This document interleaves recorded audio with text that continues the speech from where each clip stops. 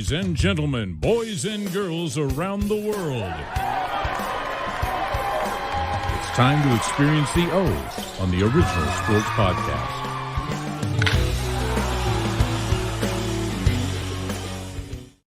Fellas. Hey, happy 4th of July to you all. Freedom, independence, fireworks, hot dogs, apple pie. Am I missing anything? I don't think so. On this episode, we're going to celebrate our nation's official freedom from Britain's rule. Well, over 200 years ago, at least. We're going to talk about a whole rack of stuff that's going on in sports over the last few weeks. Last week's episode was all about the CEO of the PLL, Premier Lacrosse League. Hopefully people caught that. It was great that Mike was able to take some time out of his schedule and sit down and talk with T. Sizz and I. So what's that I hear? Oh, that's a can open. Sizzle, is that you opening a can? No. Oh, someone's ready to start this thing. Let's get this rolling. Let's get. What? You still in Florida though? Yeah, it's about happy hour here. You know, the Villages, Central Florida, they got the 2-for-1 special at 5 o'clock. Let's get this ball rolling. Did old folks down there. Yeah. Right? Is that like the old folks down there? Yeah, I just had lunch with some of them. They said this is a golf cart community with a drinking problem. Oh, you know we are. I said, I'm in the right place. I'm the right place. Hell yeah. Mikey, you know we are. Mikey, you want to kick off the spontaneous? Yeah, but hold on. You know what is something else more spontaneous? It just dawned on me. Uh-oh. With our intro, has all the sports we love except football. When you rewatch our intro, it has soccer, it has hockey, some baseball. It does not have any football. Imagine that. Kennedy Brokenbar. Kennedy Brokenbar. That's my girl at school, and she made that for us. Listen, I'm a detective. I'm like one episode of Matlock away from my law degree. So you don't get nothing by me. You don't get nothing by me. One episode of Matlock, and that's it. All right, folks, here we go as we get ready for this 4th of July. Real quick, as we start, before we get into it. No, we'll get into that menus a little bit later. So my spontaneous was, a couple week or two ago, your boy Reggie Jackson. We all saw it, but we didn't speak on it. When he broke it down, how he lived it. You know, everybody else, and a lot of us were looking at it as honoring and wanted to bring up good memories and how it all started, how it all began. He gave us a reality check, quick, fast, and in a hurry, without question. What was your reaction, everyone, to that? And I'd like Sheen to go last because he was there. He was in the building, so to speak. So I'd like to know what the atmosphere was like after it was all said and done. So what were your takes on it, fellas? My take, like you say, Chops, we're going to keep it 100. And he did. He didn't come out and sugarcoat it. He did not say, well, we're here to honor whatever. He said, I was almost in a tree because I was about to kick someone's ass. And he kept it real, and I appreciate it. Like we do on the show here, we keep it real. And he didn't say the N-word. When he said it in different, that's when you knew, and I'm glad nobody turned his mic off and let him have that moment. Because again, regardless of how many strides we need to, fellas, real quick, think about this. Whenever you see a picture, go back to real quick in Boston, when they had the busing situation, there's a picture of a high school student taking a flag and trying to do with the American flag, trying to stab a black lawyer. It's in black and white. A lot of times when they show you Martin Luther King, they show you in black and white. And they do that because it makes you think of an old time, old time. But that's not that long ago. When you think about it, when you start to see a picture that's in black and white, you always think it's old. That's why they don't want to show those pictures in color. And to me, that was what Reggie Jackson did. He put that in color. He brought it to light. And I like how A-Rod asked the question, I think. Yeah. He thought he was throwing him a softball thinking, oh, we're going to get some, whatever. He did. And he just, bam. Yeah. He didn't know. He was like, oh, thanks for sharing. He didn't know how to respond. What you got, Barber? It almost brought me to tears listening to that story. Like, I hate it bothers me because of this color of your skin, you get treated differently. That really bugs me. It bugs the shit out of me. You guys know me well enough to know the kind of person I am. And I have a rough exterior a lot of the time, but that really bothers me. Like, I wasn't raised like that.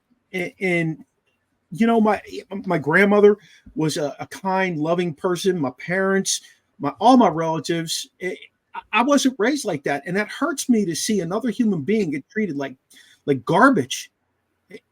And it wasn't called for, and it never should be called for. And to continue to talk about it in 2024 is painful to me. Like, it's really painful to me to have that discussion, to listen to Nate talk on our show a few weeks ago. You know, Coach Luke, he's a very emotional guy as well. And to see the emotion in his face, and I know him, and we've had these candid conversations when he taught with me in his classroom. It bothers me. It does. I have a hard time with that. I'm glad Reggie put his cards on the table. He didn't sugarcoat anything. I'm glad everybody sat there and listened to what he had to say. You could see a look in their eyes like, man, you know, nobody should ever have to deal with anything like that ever. But it doesn't change it yet. You know, we still keep on fighting that fight. And you're right. But I think, I don't have children, but you guys do. By the time your little ones are our age, hopefully they will see a significant difference. And I say that because they're growing up in a completely different world where now, you know, people see some racism, they see sexism, whatever, they'll speak out on it. Where when we were growing up, our grandparents growing up, maybe some of them might have known it was wrong, but the mass still controlled things. So I'm a firm believer. It's not going to be eradicated, but I do believe by the time your children are grown, and I say 40s, 50s, whatever have you, I think they will see significant strides. But I want to hear from Sheen. He was in the park after Reggie says this. So for me, earlier that week before the game, we went to the museum. There was a Negro League Baseball museum. I didn't know Reggie had played there. He played for the Birmingham A's, of course. So I was like, wow, Reggie played here. Of course, Bo Jackson, those guys played. But I actually ran into him before that, like just in crossing, kind of. I said, hey, how you doing, Mr. Jackson? And he seemed like he was kind of angry or in a hurry, so he just. But I think some people were shocked that he said it. Some people were happy he said it. And some people were just like, hey, it's Reggie. Reggie does what Reggie does. That's just how Reggie is. Reggie doesn't. I mean, if you've seen his documentary, he never really sugarcoats anything. You know, if it needs to be said, Reggie says it. He was always like that, though. I don't know if you guys remember when you were kids watching him play baseball. He was always a straight shooter. Yeah, and part of that is was he outspoken growing up. Yeah, he was. He said what. Yeah. Yeah, but that's the reason he was outspoken is he got a platform once he became a well-known player. And he used his platform to say what he needed to based on the things that he talked about in that video a few weeks back. I mean, it just real quick, here's my problem. I saw it in the way Sizzle answered. I saw it in the way you answered, Barber. It hit you. It was like, damn, I never knew. You didn't experience, but you can feel that other people have and what they go through. But when go ahead, Sheen. I can tell you also, I went to the Civil Rights Museum down there. There was a Ku Klux Klan outfit in the glass, of course. And guess what year it was? 1990. I was going to say 1998. Yeah, that's what I'm saying. And see how Sheen said some of the people brushed it off as that's Reggie being Reggie. Some people were shocked.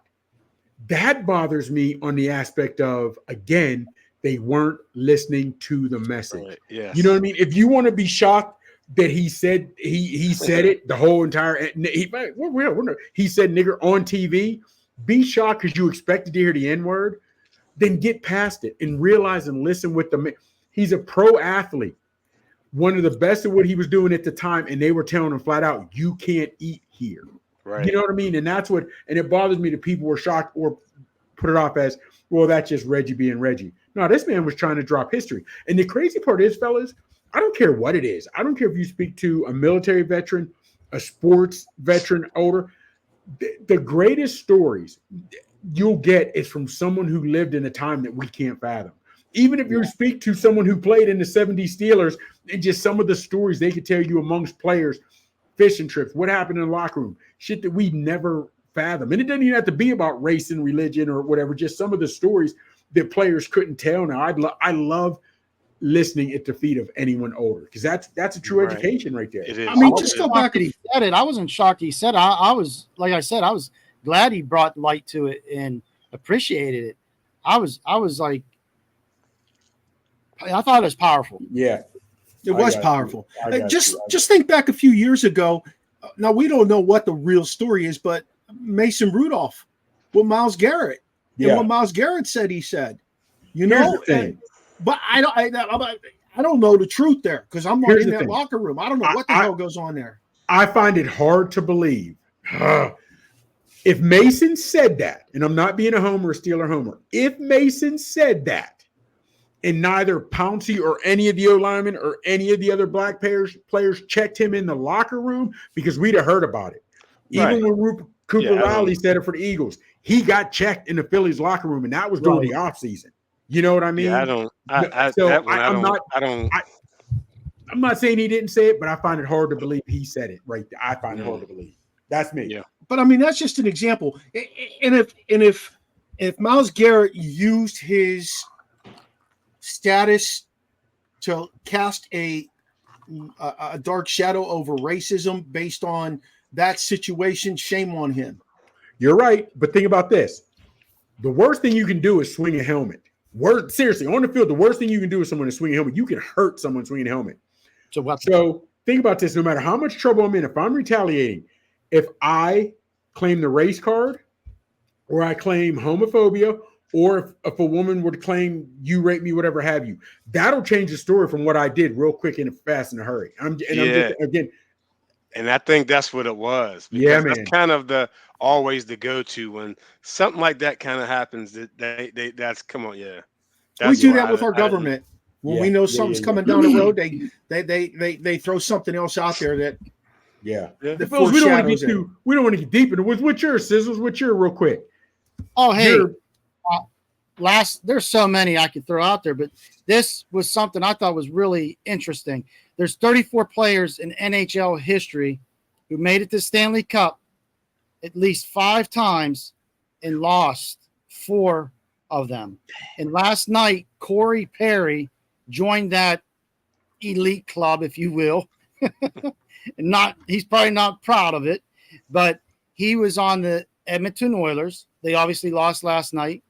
Last year, he was with Tampa for 2 years. They lost. He was on Montreal and Dallas when they played Tampa, and he lost. So he goes to Tampa. What's Tampa do in the finals? They lose. So he's lost 4, I think, out of the last 5 years in the Stanley Cup. And I almost feel like he's like the modern day Buffalo Bills. What do you guys think about this? How old is Perry? 39 years old. Okay. And again, real quick. More impressive to see a 39-year-old hockey player, 38, 39-year-old basketball player like LeBron, 30, 40-year-old player in the NFL. Which is more impressive? Say that again. I'm sorry. More impressive, a 39-year-old in the NHL, a 39-year-old in NBA, or a 39, 40-year-old in the NFL? Well, it depends on position, too. That's what I'm about to say, too. And I also think, what a line, right, Mark? Because if he's on the 4th line, he's not playing. No. Okay. He's getting minimal minutes. Generally, that's where he is. The center is usually an older guy who could win the face-off, or he's he was a big enough guy that he parked in front of the net and caused a lot of confusion for power plays. That's what his role was.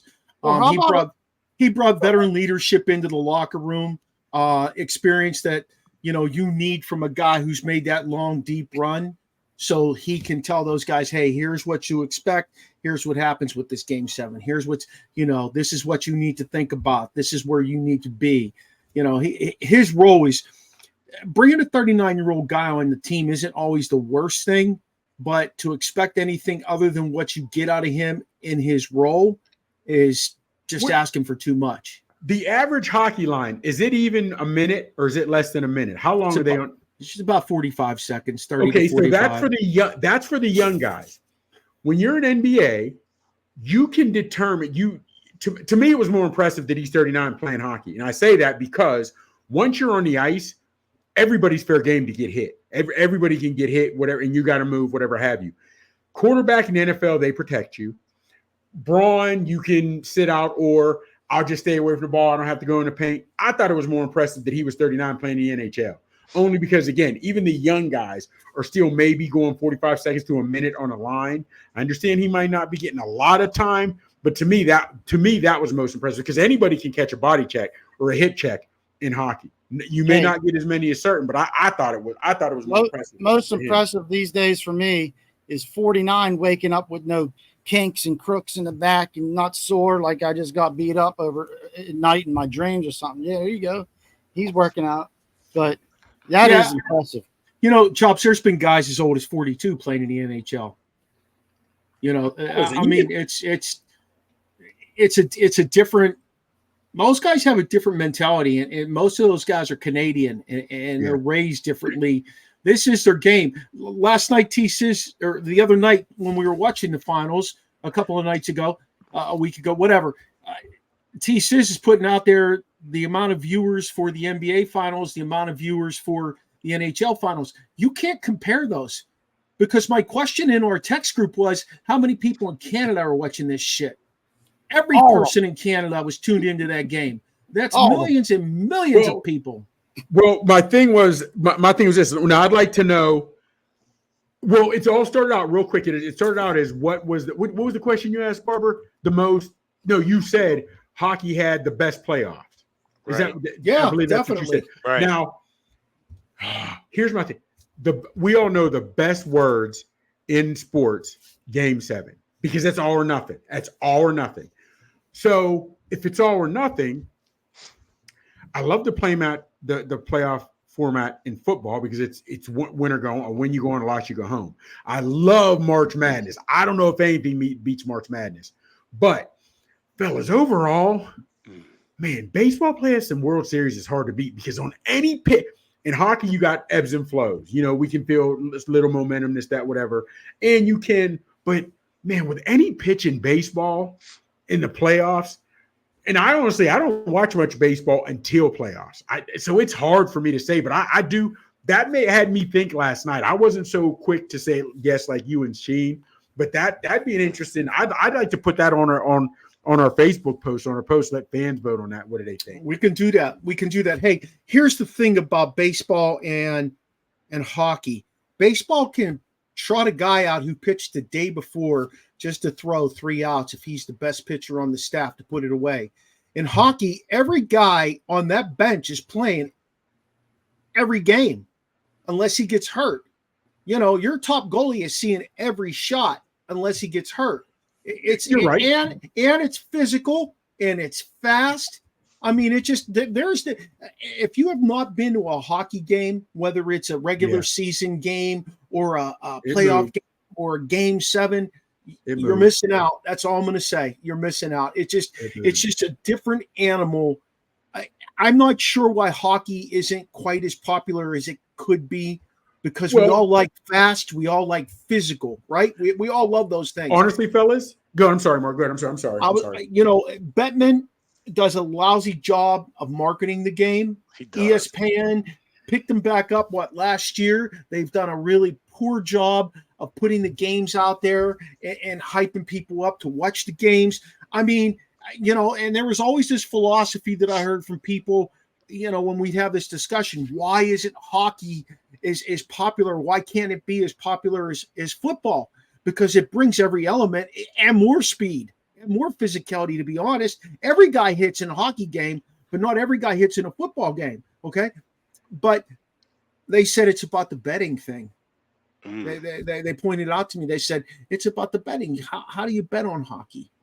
Well, also, it's sort of different because a lot of, just being honest with you, just like boxers, a lot of football players, some of the best football players, came from lower poverty families, whatever have you. Just being honest with you.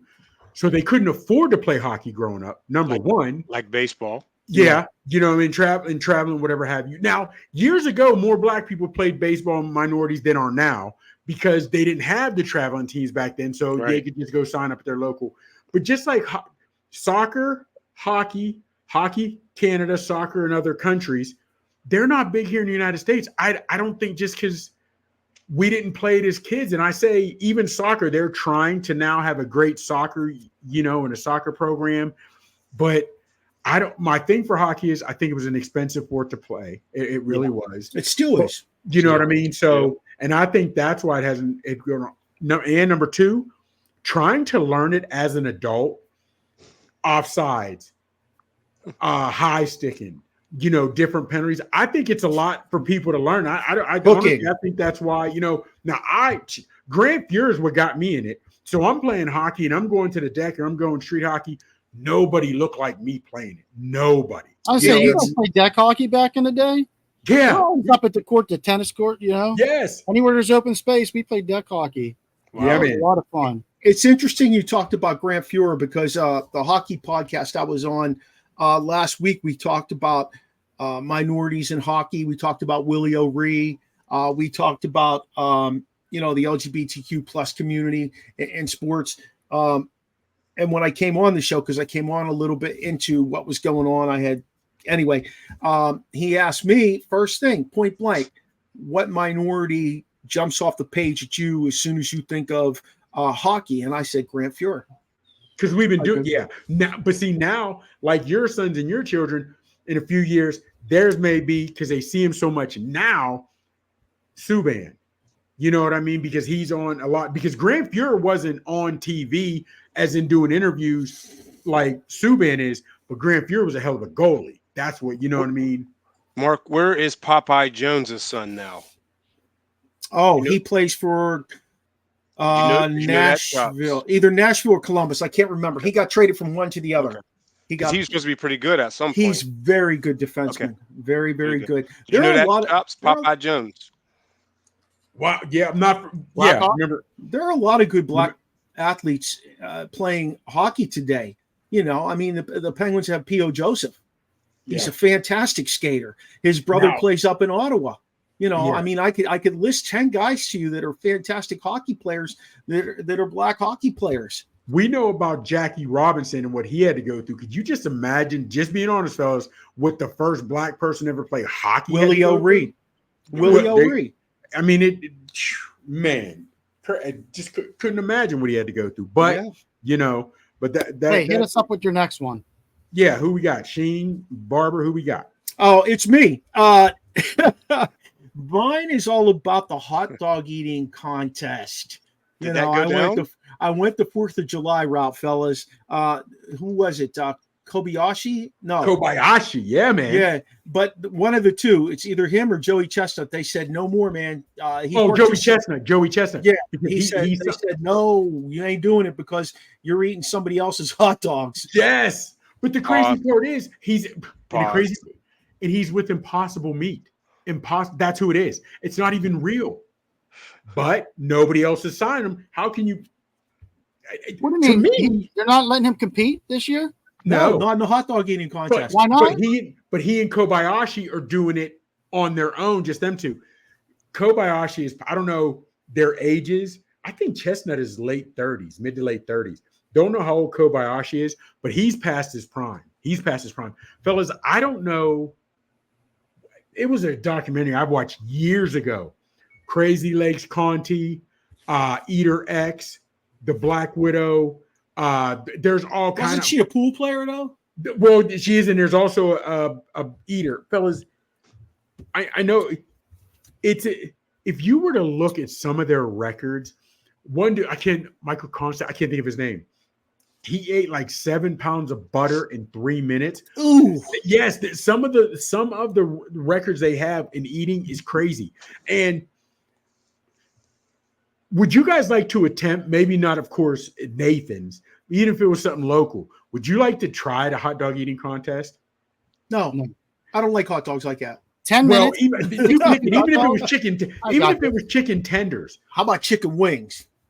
I can punish some wings. Yeah, you say that. You have no, fellas. When I watch this documentary on these guys, what they do to actually train, train 40s, it's ridiculous. Hey, it's I just crazy. had 3 plates of salad at the Ruby Tuesday salad bar. I'm full. And they say because lettuce stretches the stomach. I'm like, what, fellas? If you can ever read up a documentary and find out about these eaters, it's crazy. And the crazy thing is, none of the best ones are big guys. None of them are big guys. Hey, I got to tell you a quick story then. There was this guy that used to coach with me. His name was Mike Denny. Rasheen and Terry both know Mike Denny. Mike Denny, he's one of the craziest son of bitches I ever met, Chops. You'd love this guy. He played football in Delaware. So the first night ever, he was on my staff at Rockville. The first night we ever had workouts, we stopped at this place that was having a wing night. And we got something to eat. I offered to buy him a beer. He doesn't drink because he used to drink heavy, and he just blew a joint up and he stopped drinking after that. He just like went crazy. Anyway, I said, what are you getting to eat? He said, oh, it's wing night here. Let me get 50 wings. I said, oh, are we going to share those? You know, what are we going to do? He's like, no, those are my wings. Dude ate 50 wings. Dude ate 50 wings. Denny ate 50 wings. How big is he? He's probably like 6'2", 220. Yeah. Jeez, that's crazy. Yeah. That's crazy. And this is a guy who, like, his body was his temple. You know, he'd eat tuna fish before he went to bed. He taught us all about psyllium husk and how it, you know, how that cleanses your system. Like his body is a temple, but boy, when he would eat, man, he could eat 50 wings. I never saw anything like it. I'm sitting there, I'm like, God dang, you know, here I am getting like 15 of them. He's pounding 50 down. That's crazy. That's crazy. Besides wings, what could one of you guys eat a whole shit ton of? Honestly, Swedish meatballs. That's a lie. I don't even have to be Swedish meatballs. Love them. Swedish meatballs. I used to love going to Sun's Italy and their meatballs. Love them. Love them. The Suns. Let's move on. Miss BB used to make her pork, beef, and Lou. The pork in the veal, the pork. Oh, shrimps with Old Bay. Oh, shrimps with Old Bay, man. That's what you could crush. The shrimp store called and said they're running out of shrimp. They want because can't stand you. Yeah. The ocean called and said they're running out of shrimp, Sizzle. Yeah, get that joke right. What you got on your spontaneous combustions? Hey, Pickens, can he be a number one? Will he be a number one? George? Yes. You think he'll be number 2 on the It ties in. Can he be a number one? Will he be a number one? I say yes. Now, I think right now he's slated to be the number one. You're saying he'll be a number one by default. Hold on. You talking the number 1 receiver for the Steelers? Yes. So we're looking for a number 2. Yes. Yes. Because listen. Okay, so let me let you know. They said there's about 30 more million mark that they got to play with, right? Yeah. So do you think they're gonna go get a receiver? And if they do, will Pickens be the number one? They're not going to get a number 1. Fellas, unless you're getting Justin Jefferson, unless you're getting Chase. Okay. Who else are you seriously talent-wise? Who could be who would beat Pickens out?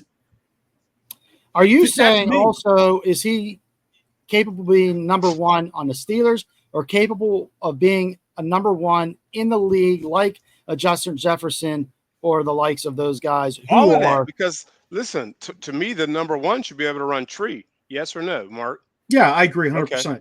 And he don't run tree. Can he run tree? Hold on. He'll get better. Let's keep it a buck though. I don't think the Steelers wide receiver core has ever had proper tutelage because we've had great receivers. Hold on. Even AB was a hell of a talent, but you didn't say he was a great route runner. I didn't think AB was a great route runner. Oh, he was hard nosed. Hold on. Let me tell you something, Chops. Hold on, let me tell you why he was a great route runner, Chops. Because he ran a 4.640. There's no way you're getting open if you're not running great routes like that. He wasn't a blazer. But Steve Largent wasn't fast, but Steve Largent was a great route runner that's always open, and he can catch. So to me, once you're disciplined, 7-8, boom, 7-6 your curl. I don't know, man. I think Pickens got to get his head on right because he had problems at Georgia with his attitude. He showed a little bit of problems here in Pittsburgh, but I think he gets his head on right. Talent-wise, fellas, you put his name to me. I know I'm going to come off like a homer. Talent-wise, you put his name in a bag with Chase, with Jefferson, and any three of those ones you pick, I'll take any one as my number one. I think talent-wise, he's like that. Yeah. He's got he's young. What do you think he'd do if Mahomes is thrown to him? Oh, my. What wouldn't he do? Same thing Randy Moss did. Put that hand up, and that's it. Yeah. He touches, fellas, if he touches it, he catches it. 9 times out of 10. Yes. Yeah. Okay. Man. He got to hold his emotions in check. I think his big deficiency is holding his emotions in check. He needs to grow up. He's going to be he's 24, turning 25, I believe, this year. I wonder how much Deontay Johnson helped with that temper tantrum. I can't say much because Deontay Johnson wasn't happy. And so I think Pickens was feeding off of that. Yeah. Now, hey, clean new year, new quarterbacks, clean slate. You number one, show us. Well, here's the thing. Deontay also could run tree, but go ahead. I don't want to put that really on Deontay because Pickens had a bad attitude at Georgia even before Deontay was in the picture. So I don't want to put that all on Johnson. But here's the thing is you're talking about now he will have a quarterback, whether it's Russ is a veteran who's been there, won a Super Bowl, or you're going to have Fields, if he ends up starting, who realize he needs to prove things to people, I can play. You have Warren, who's a young back. However, he is a workhorse. You have all those guys on defense. This team is ready. If Pickens doesn't show up and show out from day one, he's going to hear it in the locker room. There's too many leaders at every position or guys that work hard at certain positions. He's not going to be able to lag this year. Not going to be able to. One of the things I want them to stop talking about, though, is going out and getting a primetime receiver like Brandon Ayuk. They are not going to do that. The media is just building that up. Mark, you know what? Barber, I was like that until they pulled the trigger on Fields and Wilson. I understand that. But you know what? At the end of the day, they're not going to be able to pay Brandon Ayuk $30 million and George Pickens $30 million. Right. And the Wilson pickup was for pennies on the dollar. They got to but Denver's still paying the bulk of that contract. Ayuk, to me, the same reason we had gotten into it, the 49ers offense is loaded. So Ayuk, they take you out. They're still loaded at running back, tight end, and another wide receiver. They just brought a receiver in. You know what I mean? So Ayuk, you think that you put up great numbers and you're worth this, and you're supposed to think that. But we have to realize what you've come from. You know what I mean? So, and I get, if you want to go out and get a number two, get a number two. But to me, Sheen brought it up, which now got me thinking it got the wheels moving. But I just assume no matter who you bring in is going to be number two. I just have Pickens as number one. That's what I'm saying, too. You know, if you bring in Cortland Sutton, someone like that, they're going to be number two. You're more at what you need to do is bring in a guy who has some familiarity with this new receivers coach. Cortland Sutton, he makes sense because that's where this receivers coach came from. Gotcha. You know, I mean, honestly, number two right now, if you want to know the truth, is Freiermuth. Well, he stay healthy? Yeah, that's the big question mark. But will he get a contract before camp? Real quick, Barbara, question mark. And stay with me. Not for a little pushback on that. Seeing that we have a new coordinator, new quarterbacks, everybody's learning a new position. Everybody's learning a new offense. So regardless of what receiver you bring in to be number two, they're all learning something new. You know what I mean? Now, I do agree with you much on Freiermuth being number two if he can stay healthy, or whoever the tight end is going to be, and possibly the slot, only because with Arthur Smith's run first offense, I think those little dink and dunks to a tight end or a crossing route on your slot will be good. But once you put 8 guys in the box, I think Pickens can show out this year, fellas. I really do. I'm excited, and I think he is number one. To answer your question, Sheen, yes, he can be Steelers number one.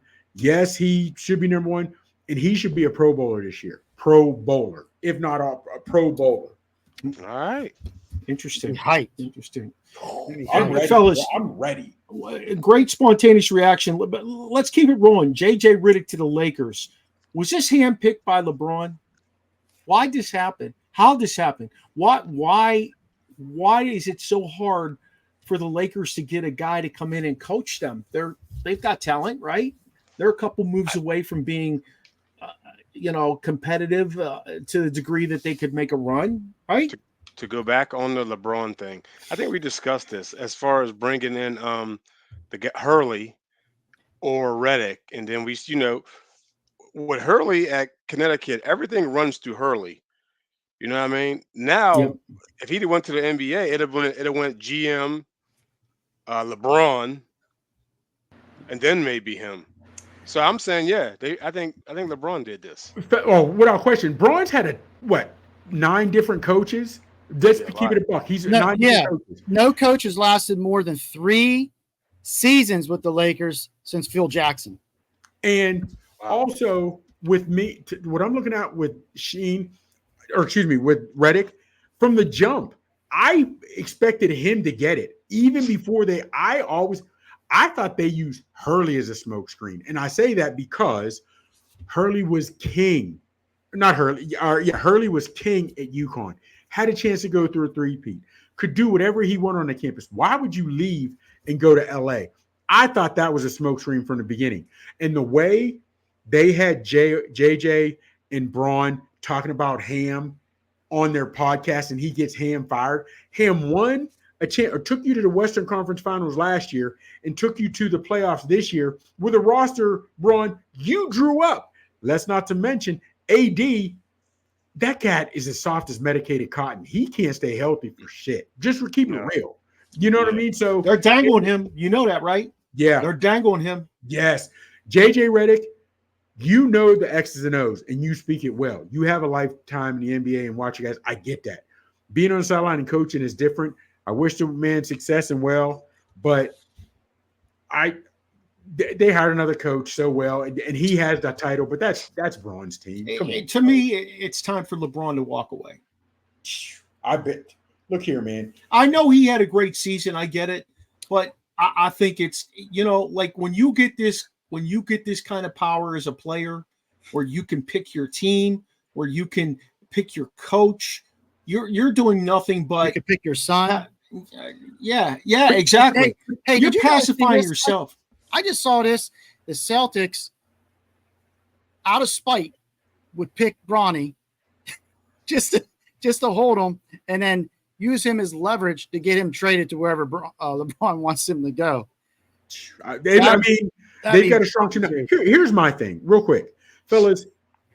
And to me, the fact that Braun plays as much as he does and is as good as he is at 39 in the NBA, to me, speaks to how the level of competition has gone down. Even when Brady, and I'm not a Brady fan, but keep it about, when he won with Tampa Bay, they had the number 1 offense and number 1 defense.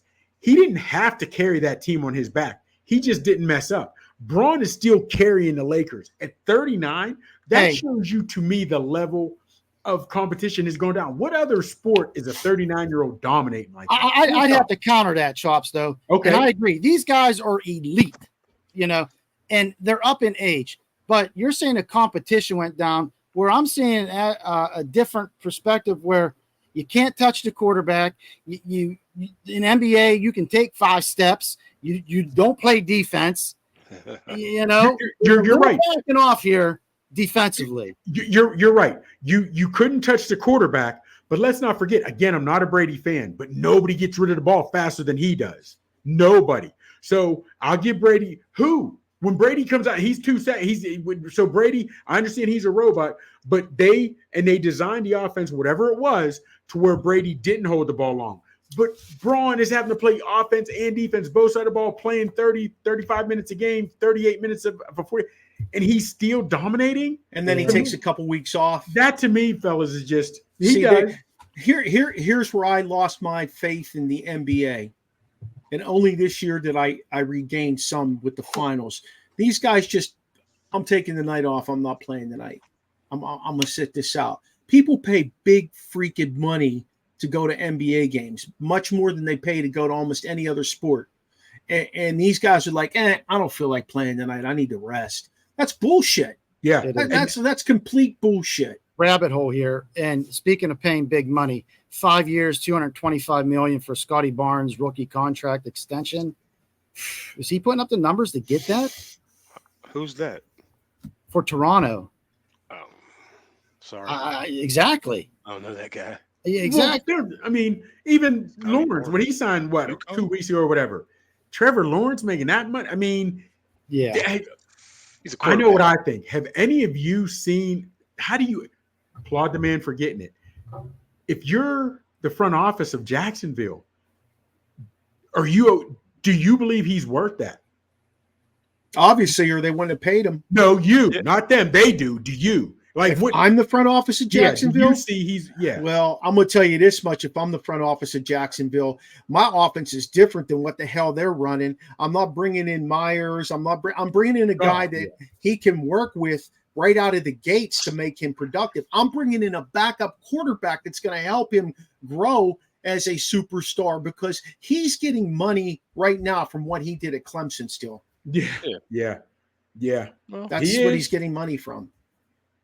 You know, I mean, that contract he signed has triggered inside the owners to put together a quarterback salary cap alone.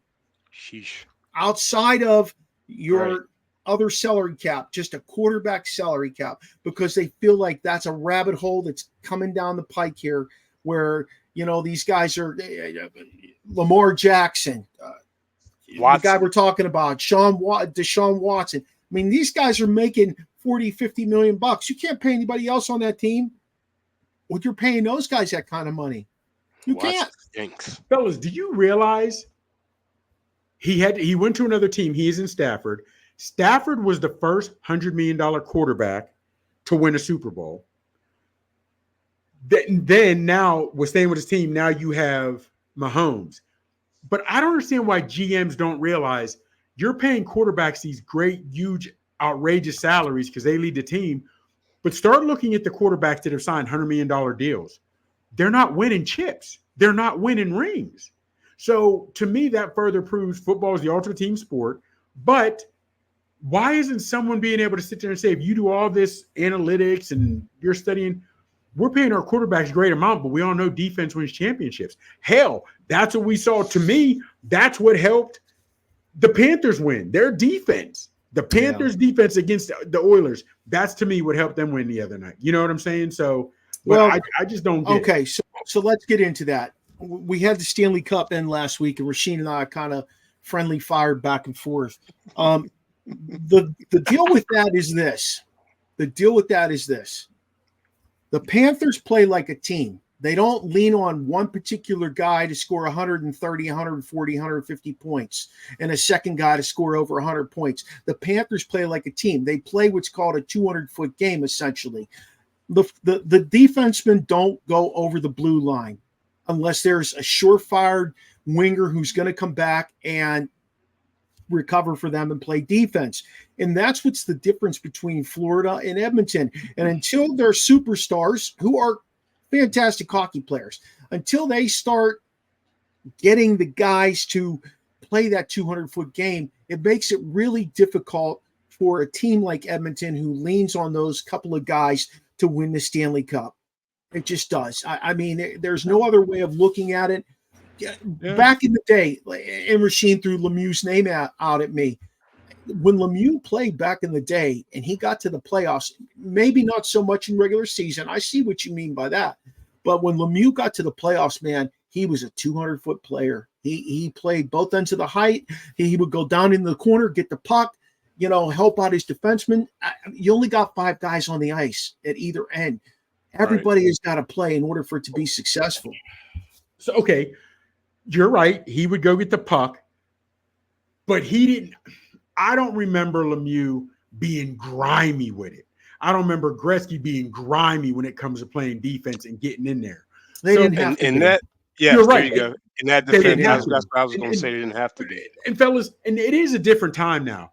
we're on the aspect of we always had enforcers, and guys that were there to protect the stars. But now when you have the Connor or you got Draisaitl who are known for their offense, those guys are like, I ain't playing defense. You know what I mean? Just on. We've got guys like that. And that's why they don't. That's true because listen, Luka can shoot the ball all day. Luka doesn't play defense. You know what I'm saying? And that's why they didn't win. To go with what he said. If Draisaitl, if you ain't gonna score, you might want to come play some defense. And he couldn't, work. I knew he was having a bad series, but until you hooked up, I didn't realize he was scoreless in the entire series. That's the thing about that's crazy. And that's the thing about scoreless. Guys like not scoreless. He had assists. He didn't have any goals. No goals. Hey, how many points did McDavid have the last two games? 0, but he Nothing. had 40. He had 42 in the whole playoffs. Yeah. Sometimes you play soft teams and you can rack them up. But I'm sorry. So sometimes you play some soft teams. There's a lot of teams in there in the playoffs. All you can do is play who's in front of you. In that instance, Chops, he's right, because one thing about Mario Lemieux was when them lights came on in the playoffs, it was going. Yeah, and if you put a soft team in front of them, I'm gonna rack up and get points. Oh, it didn't matter for Mario. Mark, you had pulling. You sort of got upset that he won. What was it? The Conn Smythe. I was furious. But hold on. But here's the thing, Barbara. Here's the thing. It goes for the most outstanding player in the entire playoffs.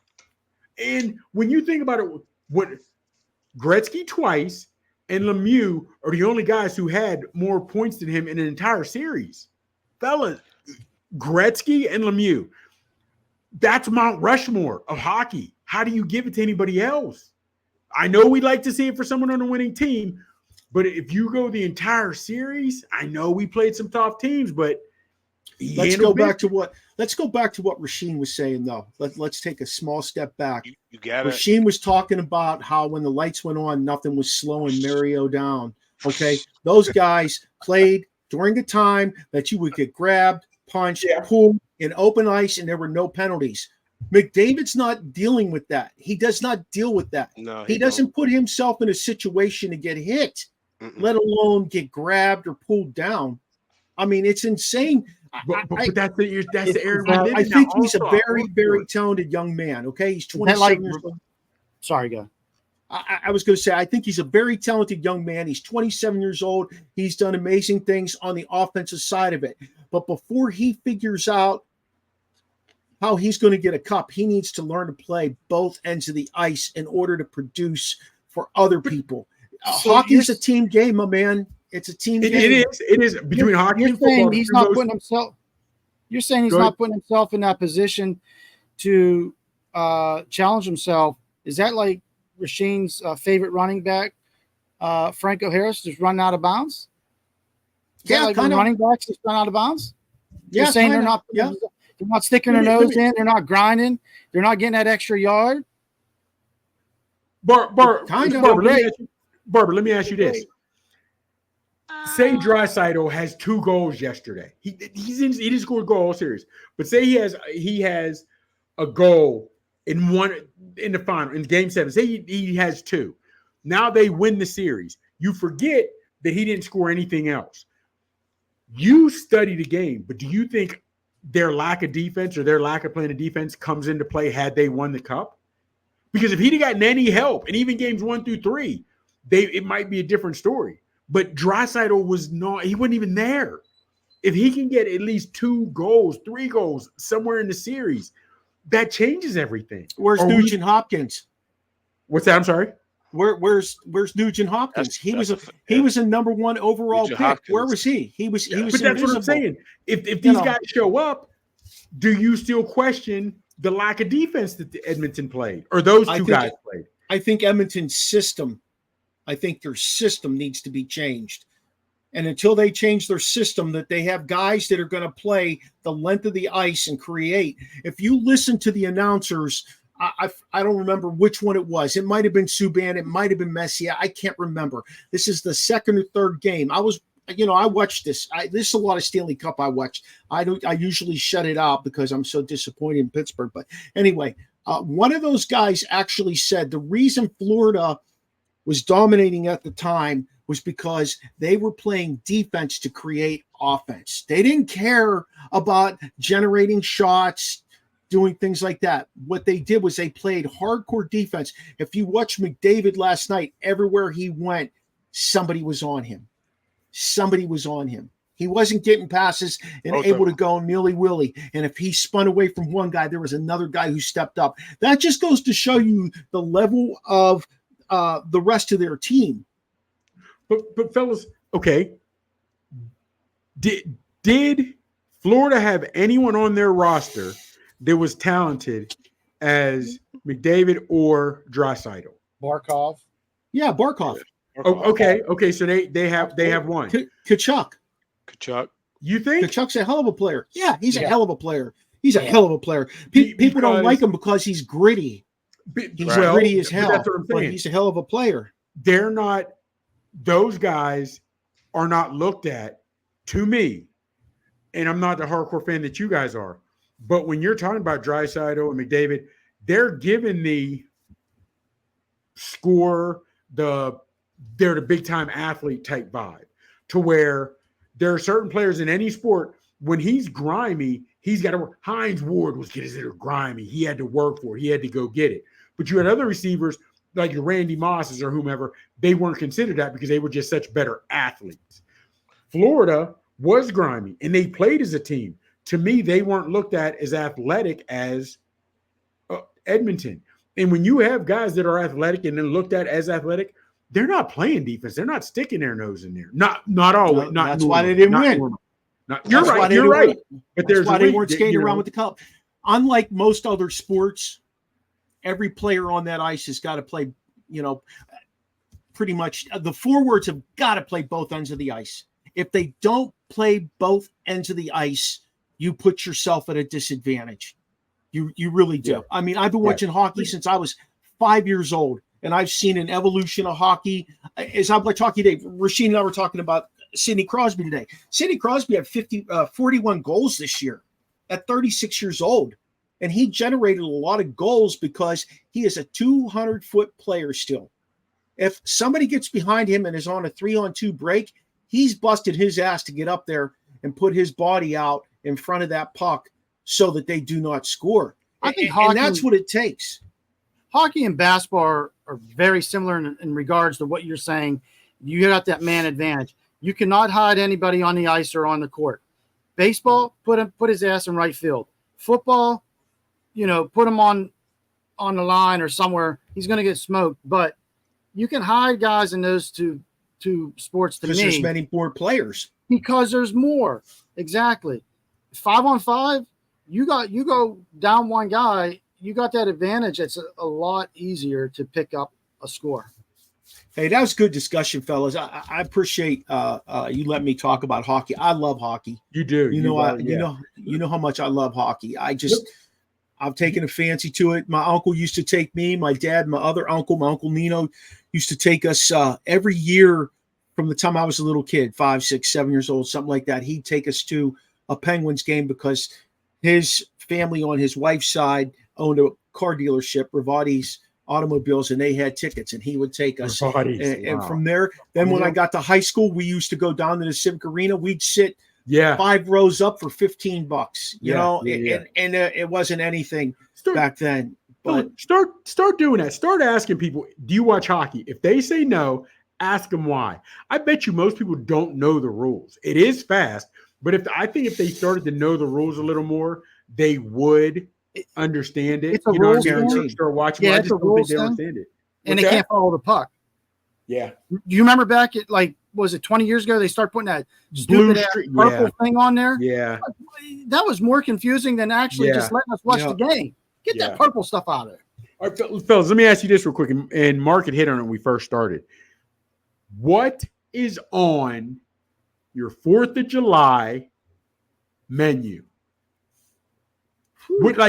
There's going to be, Amber, I get that. What is the one thing that you might eat it other days of the year, but you got to have this on 4th of July on the plate to make it feel like 4th of July? Got to have, I know we got the fireworks. What's on your menu? It's got to be corn on the cob. I was thinking the same thing. Exact same thing. It's got to be. Past couple years, we miss a couple every once in a while. We've been going up to our friends in Long Island, and my friend's mom makes this macaroni salad. It's to die for. I got to give her a shout out. That macaroni salad, awesome. My mom's peach cobbler. Listen, I didn't know we was doing that now. That's. Yeah. I said, what's on your plate? You said corn. I said, that's on my second plate. Now, also, real quick, fellas, I don't know what your recipe is. Get your water for your corn. Put your water in, little milk, butter. Let it boil. Right? Excuse me. Once it starts to boil, put your corn in. Let your corn boil for 10 hard minutes. Mm-hmm. Turn it off. Put a lid on it. I don't care whether you eat it in 2 minutes or you eat an hour later. That corn slaps. I'll try that out. Yeah, ooh, look, man. Hey, I know Sheen won't remember this, but do you guys remember back in the grift, back in the day, they used to have the beef sandwiches. They put that beef in that big thing, that big cooker. They'd have that celebration. They'd have where was it? Davisfield. They both. It was up by the. It was up by the Wheatfield. The Wheatfield. Yep. Yep. Where'd this come from? I don't know. Just eat it. All right. Yeah. They used to get a big thing of beef and they put it in this, like, I don't know, this cooker, and it would be in there for like 24 hours. And people kept guard on that shit. The firemen were in charge of it. They kept guard on that thing. And then you got free beef sandwiches. Yeah. So nobody would mess with it. Man. Nobody would mess with it. And then the fireworks went off over my house. There'd be a rack. Yeah. Down in my house. They did them at David. They did them on the football field, didn't they? Do them on the football? Yes. Yeah, so you're right there. Yep. Small town living, baby. Remember ethnic days? Oh yeah. Back then, remember we could buy tickets. We couldn't buy them, but we get tickets. You got a ticket for $1, you get a beer. We're 12, 13 years old, walking around holding beer. Back then. Come on, man! We're in the 80s. Nobody was yelling. Man, it was they had all the ethnic days. They had all your booths set up. Man, eat like a rat in a cheese factory. Hey, did you ever go to Morning Sun? Down in EV. It was like some dude's house. He had a bar in it. No, you go in the front door, come in the back door. It was like somebody's house. It was like in the middle of the street. A little speakeasy. Morning Sun. They used to call it. Yeah. Liquor house. Man, there was nothing like that. Yeah. Ethnic days. We'd hit that up on 4th of July too. You know, when we were young bucks. Man. When we were young bucks. Good old day. Yeah, that was small town living. That was that. Sizzle, what do you got for us, man? What kind of quizzle you got for us today? Hey, when you think of America, what represents in the 4th of July? What symbol? Fireworks. But hold on, it's not just the fireworks, it's the people in the community, whether they gather at a local field or everybody on your street with their folding chairs out on the sidewalk, everybody watching it. That is it to me. That's it to me. Yes, fireworks, but it's not only the fireworks, it's how you set up to watch the fireworks and where. Because remember, in back up, where are you watching the fireworks? Where are you watching the fireworks? It was an event, man. Yeah. I should have said what monument represents. Huh? What White monument? House? Not the White Fellas, House. I don't know why I always think of it. Statue of Liberty. Yeah. So in her left hand, she's holding a book. What date is on that book? 1776. Yep, July 4th, 1776. That's when we declared independence from Britain, England. But when did we actually get independence from 86. England? You tell us. What year? 86. How about you? 1783. Oh, 83. I did not know that. That's interesting. Yeah. That was all. We declared it in 76. The Treaty of Paris didn't get signed till 83. Said no more. And fellas, I can't remember. It was a 4th of July. I keep looking at the picture. It's at the Lincoln Memorial where he's sitting in his chair and everybody's in the big pond or big whatever. That's what I think of if you're talking monument when I think of 4th of July. I think of that before the Statue of Liberty. I know what you guys said, but mine was because I happened to see something. I think of Forrest Gump. And then it was 1884 when we got the statue from France to represent that. Mark, real quick, you said you don't even like hot dogs. So were you? I mean, I like them, but I couldn't eat them like that.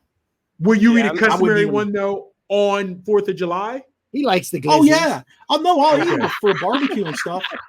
Oh yeah. But it ain't like it ain't like I'm going to Sheetz and getting 2 dogs because I'm hungry. That's not happening. If left to your own devices, you're barbecuing at your spot. Will you put, if nobody else, if the kids don't say, Dad, let's get some hot dogs. Do you put hot dogs on your own barbecue grill? If you're grilling, I'll put like 6. You got kids. Hey, but guess who likes the glizzies from Sheetz? Who? Your boy Vaughn. Oh shit! Why does that not shock me? Fellas, you would say what you want. I don't know when the last time you guys have been to Sheetz. When I was home, was it February? Whenever it was for the Olympic trials, went to Penn State to watch the Olympic wrestling trials. On the way back, stopped at Sheetz, went in to get a Diet Mountain Dew. There was like, dude was like, man, I'm starving. I need MTO. I hadn't had an MTO and I bet you 15, 18 years. When I tell you that MTO, that's some bitch slap taste out of my mouth. Man, I bet I never taste another hamburger or bean no more. That was fire. Man, MTO. It's just a little bit different, huh? Woo! And you can design your own sandwich. My sandwich was out of bounds. It was so. You got off at the next exit. It was out of bounds. He's like, oh, he rolled up. Oh shit! I was putting shit on there, didn't even go. I was just. He got the MTO from Sheetz. He said, "Chops, got to go." Man, I said, look here. The lady was like, you want everything on there? I said, ma'am, the only reason I put a dead roach on it if you got it back there. I put everything on that sandwich. I put everything on that joker. It was so sloppy and so disgusting, but it was so good. Oh, man, Michael, did you have a little buzz going? No, I didn't. I didn't at the time. That was the only thing. Imagine if you did. Woo! It'd have been fire. Hey, look. I lived right across the street from Sheetz when I was at IUP. Right across the street, my fraternity house. So 2 dogs for $1. That's why I don't do dogs anymore.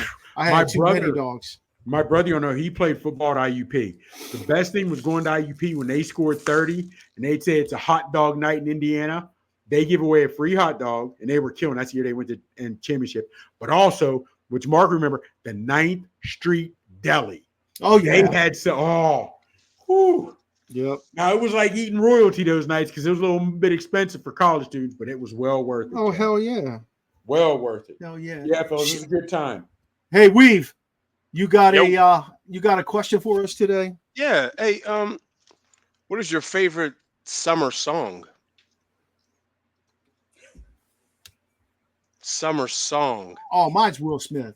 Without question. Yeah. I mean, I love that song. Summertime? Yeah. I just used that song on Vincent's video from his last baseball tournament. Yeah, I love that song. Serious, Chops? Okay. Yes, that's my joint. What's yours? Colada? That's a good one. Hot fun in the summertime, Chops. Slide the family that's stone. a good one. You real quick. A song that I go berserk. I sing with it every word, screaming top of my lungs, dancing. True story. I still do it. Matter of fact, Cats, we grew up, my best friend, Joe Malaki, his sister, Jackie Malaki from hometown, just called me last week, Saturday night. She was in Columbus, Ohio. Somebody played Miley Cyrus Party in the USA.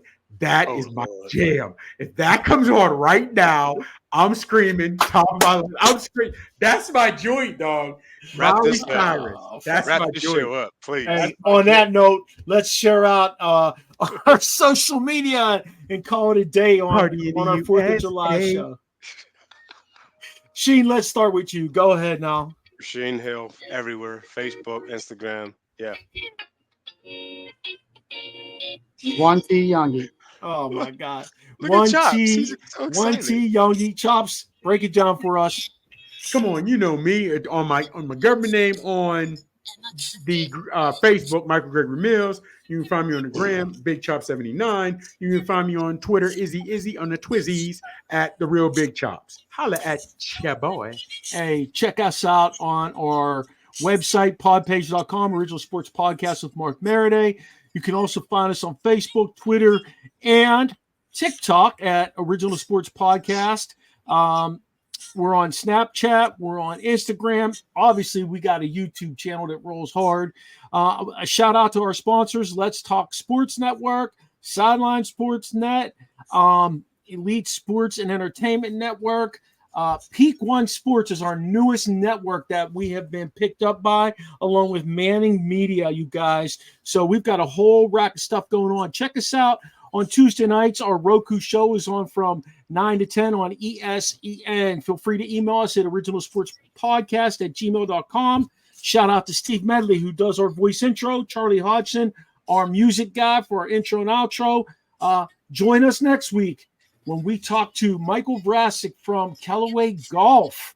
Talk about players, talk about clubs, talk about courses on the Original Sports Podcast.